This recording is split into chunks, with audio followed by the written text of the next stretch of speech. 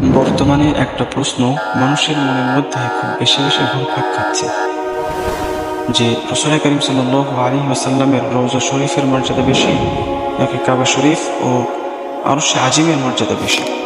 যদি এই প্রশ্নটা আপনার মনের মধ্যে ঘুরপাক খেয়ে থাকে তাহলে ভিডিওটি সম্পূর্ণ দেখুন, ইনশাআল্লাহ সঠিক সমাধান পেয়ে যাবেন। তো মাখলুকের মধ্যে সবচেয়ে শ্রেষ্ঠ হলেন নবী করিম সাল্লাল্লাহু আলাইহি ওয়াসাল্লাম, এতে কোনো সন্দেহ নেই। আর এক হাদিসে আসছে, মানুষকে যে স্থানের মাটি দিয়ে সৃষ্টি করা হয়েছে তাকে সে স্থানেই দাফন করা হয়। সুতরাং বোঝা গেল যে রওজা শরীফের মাটি দিয়েই রাসূল করিম সাল্লাল্লাহু আলাইহি ওয়াসাল্লামকে সৃষ্টি করা হয়েছে। আর রাসূল করিম সাল্লাল্লাহু আলাইহি ওয়াসাল্লাম যেহেতু সমস্ত মাখলুক থেকে শ্রেষ্ঠ, তাই রওজা শরীফের মাটিও সমস্ত মাখলুকের থেকে শ্রেষ্ঠই হবে। এ কারণে সকল উলামায়ে কিরাম এ ব্যাপারে একমত পোষণ করেছেন যে কাবা শরীফ এবং আরশ আজিমের থেকেও রওজা শরীফ শ্রেষ্ঠ।